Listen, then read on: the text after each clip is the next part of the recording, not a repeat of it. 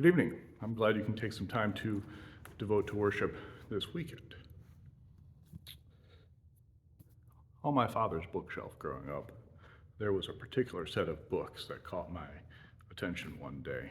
It was his copy of these books. As you can tell, they've been around a while. This set of books he had of these were so old the dust jackets were kind of an oiled paper. It was nothing I'd ever seen before. I think that's what first caught my eye. But these are a set of books written by C.S. Forester. If you know that name, you probably know it as the guy who wrote African Queen, the book that then led to the movie with Audrey Hepburn and Humphrey Bogart. That's not these, though. These are a set of books about the British Navy in the Napoleonic War, Britain, France, that sort of setting. And it's a series of names. The series is called Captain Horatio Hornblower, which I assume was a little bit less odd sounding back in the 1930s when they were reading. But to me, I picked them up and I read them. And they were captivating. It followed an officer in the British Navy and following his rise, his career, and through this set of books, amongst many things that happened in the books, I had a glimpse into what it meant, what it looked like, what it involved to sail in that age, in the 19th century, to be part of to be on a ship of the line is what the term was. A ship of the line is not a term used today, but a ship of the line was a ship that had enough firepower, 24 or 36 pound guns. That referred to the weight of the ball that was shot from those guns. Had enough of these large guns, 2 or 3 decks, and was a big enough ship that it could be in the line when 2 fleets faced off against each other. If you think about sailing ships, if you think about like there's the mast and the sails and they go forward, but the guns shoot at a 90 degree to the direction they're going. And so if you think of 2 fleets, as they would approach each other, they would have to turn so that they would form a line facing each other. So to be a ship of the line was to be a ship that was worthy, that was big enough to hold its place in the line of battle. The way ships of the line were then, you might compare them to the way that modern day aircraft carriers are. Like if you want to project force, if you want to have a sense of like the American military has arrived in this area, it's when an American aircraft carrier shows up. It projects power and presence, and that's sort of like the ship of the line did that for the British Empire of that century, the 19th century. So big deal. And I was thinking of this, what brought this all to mind was a quote I came across recently, a quote by a fellow named John Shedd.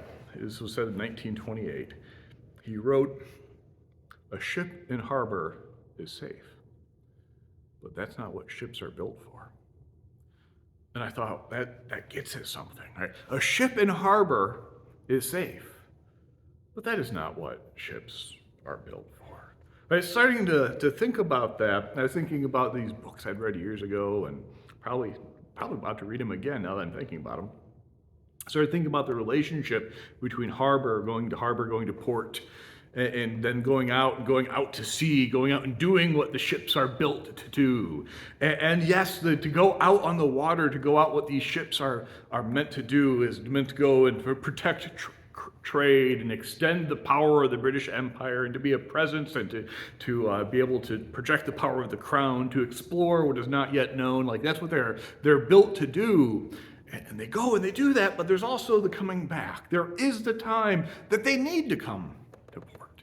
And why would a ship of the line, these big, large ships have hundreds and hundreds of men and the 3 tall masts and dozens and dozens and dozens of these guns that can throw hundreds of pounds of metal. I'm not sure what they made the actual ball that was fired out of the cannon with. I should check that. But there's a lot of wear and tear on such a ship under the stresses of the ocean and just the up and the down of the waves and the storms and the battering that can be received. So they would have to come back to port. They would have to come back to port for the obvious reprovisioning. They'd have to get more food, more drink. If you run out of water, running out of water was kind of, that happens. It was when they ran out of beer, they ran out of alcohol. That's when they went into port, right? That's a fascinating aspect of the day. But they would come in and they would have to recaulk the whole ship. If you think of the timbers that down the side, the planks down that form the sides of the ship, and they would flex with the beating they had taken, the waves, and so they'd take old ropes and they'd rub them apart until they were down just the fibers, and they would tar those fibers. It'd make a substance they called oakum, and hemp fibers that were dipped in tar, and this oakum was recaulked in between the planks that formed the sides of the ship. And then the whole bottom of the ship, if it was a major rework, it'd go into a dry dock, and they would have to scrape the bottom of, there was a metal sheathing that went along the bottom of the ship, and they would scrape everything that had accumulated off of that, and that would be slowing the ship down. If the ship had to cut and run, the term cut and run comes from the naval practice. If you were surprised and you were at anchor and you had to get away, you would cut the line, the hawser, the big huge rope holding your anchor, and you'd cut that, and then so you could run and put up your sail and run away so that you wouldn't get caught at anchor. And so if you had cut and run, they'd have to set up a new anchor for you, because it is a good idea to have an anchor. There'd have to be any maintenance, so like if anything had been jury-rigged. The term jury-rigged comes from the rigging of the boat. Jour means the French for day, evidently. So jour-rig is to rig something just for the day, just to get you through, and you'd go back to port to properly maintain the standing rigging and the running rigging. The standing rigging being the lines, the ropes that would stay in place all the time and hold things taut, and then the running rigging being the lines that were used to hoist the sails. And you'd have to repair your sails or re-oil the sails, because an oiled sail would be more resistant to wear.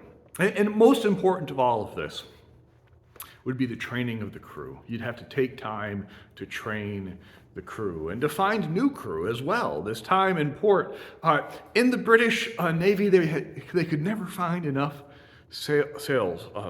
They could never find enough sailors. And so junior officers and trusted enlisted men, you had to be trusted to do this, could be sent forth into the naval town where the docks were, and as a press gang. They could press people into service. And if that sounds like a violent thing, it was. You could fall asleep at a bar in the docks and wake up on a ship, and now you're a sailor of His Royal Majesty. And so they'd have to train people.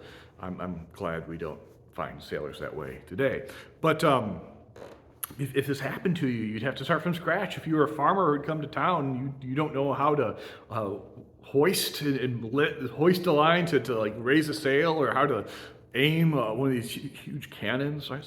And so to this day, we find that there's this rhythm of going out to sea. Like if you look at America has 11 aircraft carriers, and 6 of them are deployed at any one moment. At any one moment, there are 6 American aircraft carriers somewhere around the globe, and the rest of them are in port. And so they're spending half of their time or more in port doing the maintenance, because the ship, even modern ships, they have to be maintained. It's what was true then is what is true today, is that the sea is not a place that is forgiving of problems or mistakes. The problems and mistakes need to be sorted out in port, because once you go off to sea, which is what you're meant to do, a ship is safe in harbor, but that's not what it's built for. It's built to go forth, and it's going to go forth, and that's where its metal will be tested. Why does this matter to us? It matters to us because one of the earliest images, one of the earliest ways that followers of Jesus thought about the church is as a ship. If you think back to the earliest churches were houses that were converted. The earliest buildings that were built for the purpose of being a church what we think of cathedrals today, like these, and they would have these vaulted ceilings. And if you would look up into the roof of the church, they would have the sort of curve as they would come to a point, the curve of the architecture, that style. And you'd look up, and it was like you were in a ship, but flipped upside down. You were looking up into the hold of the ship. And this sparked the imagination of the early followers of Jesus. And because they understood themselves to be like sailors who are going out on a voyage, taking the ship, and they are going somewhere. And there's a time in this voyage, there's a time to go to port and maintain the vessel, but the real calling is to get on the waters and to go out to sea, because that's what a ship is built for.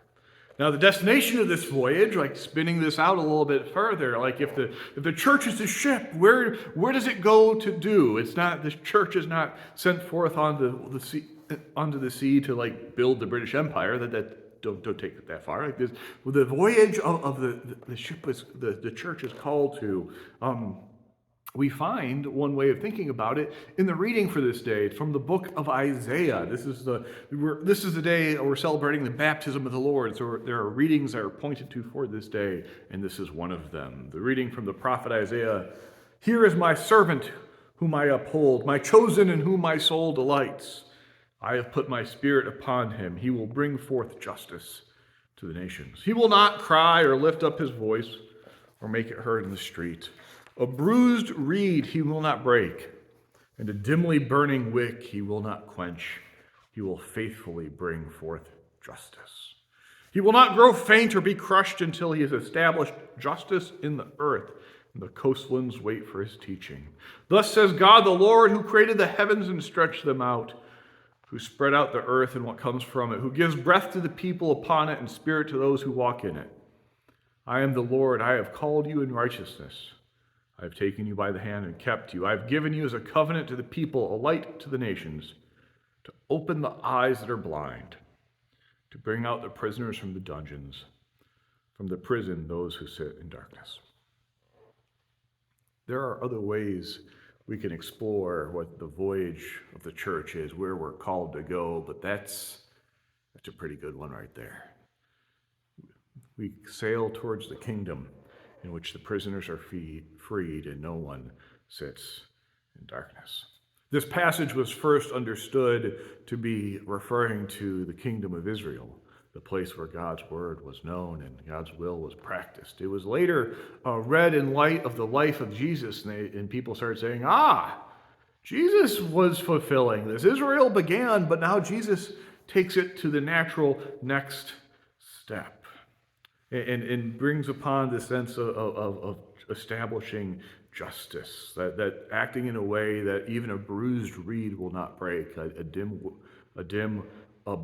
burning wick will not be quenched. We turn to Matthew. The other reading for this day comes from the Gospel according to Matthew. We read in the 3rd chapter, "Then Jesus came from Galilee to John at the Jordan to be baptized by him. John would have prevented him, saying, 'I need to be baptized by you, and do you come to me?' But Jesus answered him, 'Let it be so, for it is proper for us in this way to fulfill all righteousness.' And then John consented. And when Jesus had been baptized, just as he came up out of the water, the heavens were opened, and he saw the Spirit of God descending like a dove. And a voice from heaven said, 'This is my Son, the beloved, with whom I am well pleased.'" The thing that was pleasing is, as far as I understand, is that this is the beginning of Jesus fulfilling what was described in Isaiah. The establishment of justice, that this is going to be done without even breaking a bruised reed. And that when Jesus calls people to follow him, it is to head towards this goal together. And so the early church saw themselves in this way. The crew of the ship called the church, on a voyage to the land, the kingdom, where justice is done. Today we mark this calling again.